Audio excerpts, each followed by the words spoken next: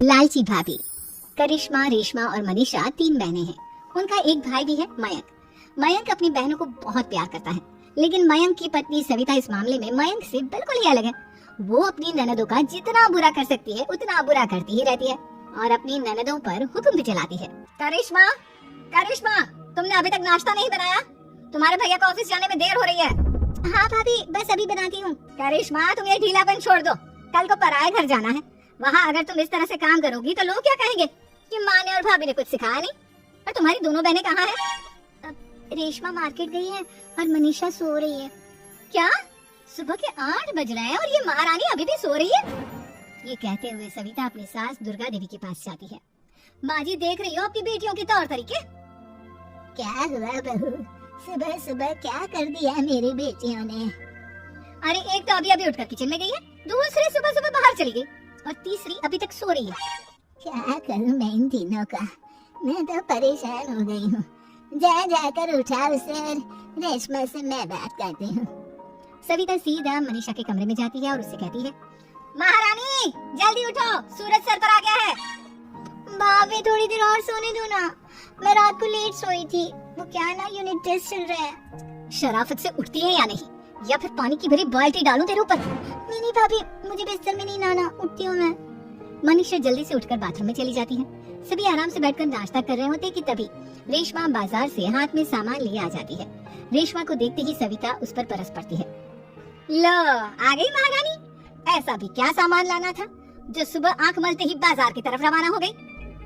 भाभी, कल आप ही तो चीख रही थी कि घर का सारा सामान मुझे ही लाना पड़ता है, घर में किसी को भी किसी काम से कोई लेना देना नहीं है।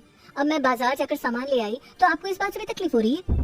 देख रही हो माँ जी, अपनी बेटी की जुबान कैंची से भी तेज चलती है।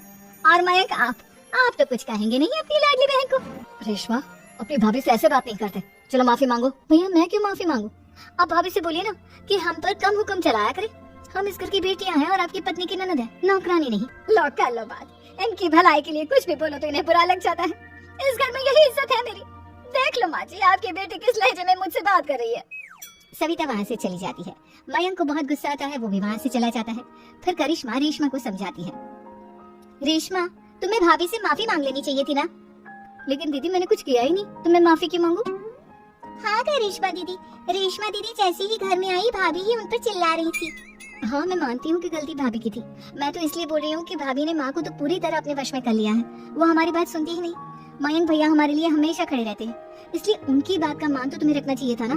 कोई फायदा नहीं दीदी, कुछ दिनों की बात और है, भाभी उन्हें भी हमारे खिलाफ भड़का देंगी। फिर वो भी माँ की तरह हमारी किसी बात का विश्वास नहीं करेंगे। इसी तरह सविता अपनी तीनों ननदों को किसी न किसी बात पर परेशान करती रहती थी। एक दिन मयंक अपनी तीनों बहनों के लिए गिफ्ट लाया। करिश्मा, ये तुम्हारे लिए हार का सेट। रेशमा, तुम्हारे लिए सुंदर सी ड्रेस। और मनीषा, तुम्हें किताबें पसंद है ना, तुम्हारे लिए किताबें लाया हूँ। थैंक यू भैया। थैंक यू भैया। थैंक यू भैया। करिश्मा, तुम्हारा नेकलेस कितना सुंदर है, ये भैया कहाँ से ले आए होंगे?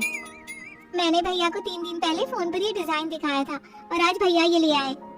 सविता तो अपनी ननदों के गिफ्ट्स देखकर जल गई और करिश्मा का नेकलेस तो उसे भी बहुत पसंद आया था। अपनी बहनों के लिए कितना अच्छा नेकलेस लेकर आए हैं, मुझे कभी कोई गिफ्ट नहीं दिया। मैं आज ही ये हार चुरा लूंगी। रात में सविता करिश्मा का हार चुरा लेती है और इसी तरह उसे अपनी ननदों की जो भी चीज अच्छी लगती वो उसे मांगती नहीं, बल्कि रात के अंधेरे में चुरा लेती। इसी तरह दिन बीतते गए और सविता ने मयंक के दिल में भी उसकी बहनों के लिए नफरत पैदा कर दी। एक दिन मयंक ने करिश्मा और रेशमा के लिए रिश्ता देखा और ये बात उसके घर में सबको बताई। माँ, करिश्मा और रेशमा के लिए बहुत अच्छा रिश्ता आया है, वो लोग कल इन्हें देखने आ रहे हैं। आप और सविता मिलकर सारी तैयारी कर लेना। ये सुनकर करिश्मा और रेशमा खुश हो जाती है, लेकिन सविता सोचती है, अगर इन दोनों बहनों की शादी हो गई तो घर और बाहर का काम कौन करेगा? मनीषा तो 1 नंबर की कामचोर है, उससे तो किसी बात की उम्मीद लगाना ही बेकार है। मुझे इस शादी को रोकना होगा। अगले दिन सभी लड़के वालों के स्वागत की तैयारी करने में लगे होते हैं। तभी मयंक अपनी बहनों से आकर कहता है, तैयार हो गई तुम दोनों? देखो, दोनों लड़के बहुत अच्छे हैं, मैं कोई कसर नहीं छोड़ना चाहता, इसलिए तुम उनके सामने अच्छे से बिहेव करना और अपनी भाभी से लड़ने मत लग जाना। करिश्मा, तुम वो नेकलेस पहन लो ना जो मैं तुम्हारे लिए लाया था। भैया, मैं बहुत देर से वो नेकलेस ढूंढ रही हूँ, लेकिन मुझे मिल ही नहीं रहा। क्या तुमने नेकलेस खो दिया? तुम्हें पता भी है वो कितना महंगा था? तुम कोई काम ढंग से नहीं कर सकती। मयंक गुस्से में वहाँ से चला जाता है। थोड़ी देर बाद लड़के वाले भी आ जाते हैं। वो दोनों बहनों को पसंद कर लेते हैं और रिश्ता पक्का हो जाता है। लेकिन सविता के दिमाग में तो कुछ और ही खिचड़ी पक रही थी। वो पंडित जी के पास करिश्मा की कुंडली लेकर जाती है और उन्हें पैसे देकर करिश्मा की कुंडली बदलवा देती है। जब लड़के वालों के पास करिश्मा की कुंडली जाती है तो वो दुर्गा को फोन करती है। बहन जी, हमने करिश्मा की कुंडली अपने पंडित जी को दिखाई थी। आपकी बेटी की कुंडली नहीं बल्कि दोषों का पिटारा है। देखिए, मैं और मेरे पति इन सब बातों में बहुत विश्वास करते हैं, इसलिए हम आपकी बेटी से अपने बेटे की शादी नहीं करा सकते। इस तरह करिश्मा का रिश्ता टूट जाता है और सभी घर वालों को बहुत दुख होता है। अब कविता सोचती है, चलो करिश्मा का तो रिश्ता टूट गया, अब रेशमा का भी रिश्ता तोड़ना है। क्या करूं क्या करूं? अब सविता आवाज बदलकर किसी अननोन नंबर से रेशमा की होने वाले ससुराल में फोन करती है।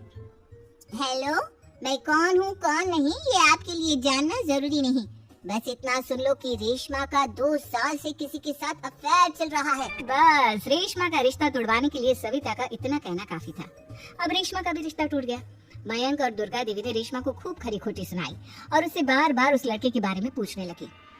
आप दोनों मुझे क्यों परेशान कर रहे हो? अरे कोई लड़का होगा मेरी लाइफ में तो मैं बताऊंगी ना, जब कोई है ही नहीं तो कहाँ से लाऊं मैं कोई लड़का? तो तेरे होने वाले ससुराल वालों को फोन किसने किया था? माँ, मैं नहीं जानती किसने फोन किया था, मैं सच कह रही हूँ। मैं तो पहले ही कह रही थी इसकी लगाम खींच कर रखो, लेकिन मेरी सुनता ही कौन है? आप चुप रहिए भाभी, ये सब आपका ही किया धरा है। अब तीनों बहनों को विश्वास हो जाता है कि ये सब उनकी भाभी ही कर रही है। तीनों बहनें अपनी भाभी को सबक सिखाने के लिए एक वकील कर लेती है और घर में हिस्सा मांगा। देखो भैया, माँ बाप की जायदाद में जितना बेटों का हक होता है उतना ही बेटियों का, इसलिए इस घर के 4 हिस्से होंगे और हमें अपना हिस्सा चाहिए। मैंने तुम्हारे लिए क्या क्या नहीं किया और तुम इस घर में हिस्सा मांग रही हो? भैया, आप और माँ हम बहनों की कोई बात नहीं सुनते हो और भाभी हमारी शादी नहीं होने देगी क्योंकि उन्हें लगता है कि आप हमारी शादी में ज्यादा पैसा लगाओगे और उन्हें हम जैसी फ्री की नौकरानी कहाँ मिलेगी। तो हम भाभी के साथ तो रह नहीं सकते, हम बहनों को अपना हिस्सा चाहिए। अरे तुम्हें शर्म आनी चाहिए अपनी भाभी पर ऐसा इल्जाम लगाते हुए, वो तुम्हारे बारे में कितना सोचती है। हाँ माँ, भाभी हमारे बारे में बहुत सोचती है, दिन रात बस यही सोचती रहती है कि किस तरह से अपनी तीनों ननदों को परेशान करूं और कभी मुझे पढ़ने भी नहीं देती। दोनों बहनों का रिश्ता भी तो इन्होंने ही तोड़वाया है और रात में हमारे कमरे में आकर हमारी चीजें भी चुराती हैं। इसी तरह सविता की तीनों ननदें अपनी बात पर अड़ी रही। अब कोर्ट में तारीख भी शुरू हो गई। जब सविता को लगा कि उसकी तीनों ननद इतनी आसानी से नहीं मानने वाली, तो उसने अपने पति और सास को सारी सच्चाई बता दी और अपनी तीनों ननद से माफी मांगी। मयंक और दुर्गा को भी अपनी गलती का एहसास हो गया।